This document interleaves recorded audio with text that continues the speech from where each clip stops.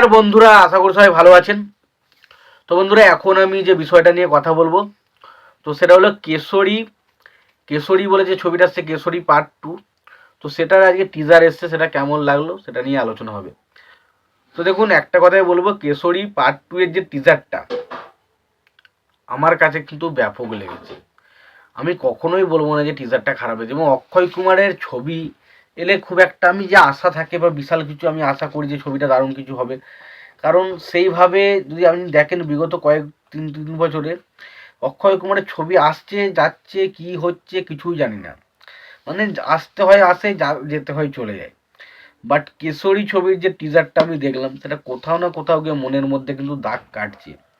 এবং এটা একটা এমন বিষয়কে কেন্দ্র করে ছবিটা তৈরি করা হচ্ছে, এটা কোথাও না কোথাও আমরা যখন ছোটবেলায় ছিলাম তখন আমরা এই ঘটনাগুলোকে বারবার আমরা পড়েছিলাম ইতিহাসের পাতা। এবং জালিয়ান ওয়ালাবাগের হত্যাকাণ্ড, ওই সময় যে একটা বিরাট একটা হত্যাকাণ্ড হয়েছিল একটা ইয়ের মধ্যে, সেখানে কিছু মানুষকে এত মেরে দেওয়া হয়েছিল এবং তারপর যেভাবে বিহেভ করা হয়েছিল, তো সেই জিনিসটাকে যেভাবে আবার এই পর্দার মাধ্যমে ফুটিয়ে তোলা হচ্ছে সেটা সত্যি দেখার মতো।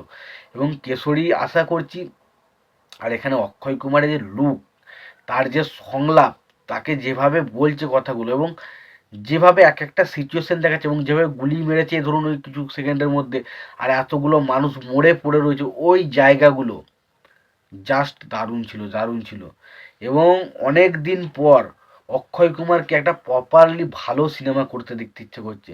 এবং অনেক দিন বাদ মনে হচ্ছে না ভাই, অক্ষয় কুমারের যে ধরনের সিনেমা করা দরকার বা যে সিনেমাগুলো করলে অক্ষয় কুমার বক্স অফিসে সফলতা পেতে পারে, সেরকম একটা সিনেমা হচ্ছে কেশরী পার্ট 2। তো সত্যি কথা বলছি, এই ছবির ব্যাকগ্রাউন্ড অসাধারণ। প্রথম তো 15-20 সেকেন্ড বা 25 সেকেন্ডের মতো হয়তো এমন ছিল, কিছু শুধু আমরা আওয়াজটা শুনতে পাচ্ছি, একটা চিৎকার শুনতে পাচ্ছি, বাট আমরা কিন্তু ছবিতে অ্যাকচুয়ালি ভিজুয়ালিতে কিছু দেখতে পাচ্ছি না।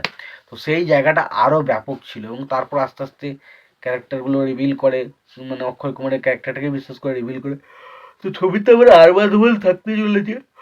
তো আর মাধবন এবং অক্ষয় কুমার, এই ট্যাসেলটা তো অন্যরকম হবে। এবং এই যে বিষয়টা জালিয়ানবাগের হত্যাকাণ্ড, এটা কীভাবে ফুটিয়ে তোলে, এবং আমাদের জালিয়ানবাগের হত্যাকাণ্ড সম্পর্কে আমরা তো জাস্ট কয়েকটা ধারণা রয়েছে ইতিহাস বই থেকে পড়ে, বাট তারা কি আরও নিশ্চয়ই, তারা সিনেমাটা বানাচ্ছেন, তারা আরও বেশি কিছু রিসার্চ করবেন, জানাবেন। তো আশা করছি কিছু একটা ভালো আমরা পেতে চলেছি। এবং অক্ষয় কুমারের আমার মনে হচ্ছে এই ছবিটা দিয়ে কামব্যাক হলেও হতে পারে। তো তোমাদের কি মতামত এই বিষয়টা নিয়ে তোমরা অবশ্যই জানিও। আর তোমাদের যদি ভিডিওটি ভালো লেগে থাকে অবশ্যই তোমরা লাইক কমেন্ট শেয়ার করতে ভুলো না। চ্যানেলটা যদি নতুন হয়ে থাকো অবশ্যই তোমরা চ্যানেলটা সাবস্ক্রাইব করে নিয়ে পাশে বেল আইকনটা অবশ্যই প্রেস করে দিতে পারো। ভালো থেকো, সুস্থ থেকো, দেখা হচ্ছে পরের ভিডিওতে।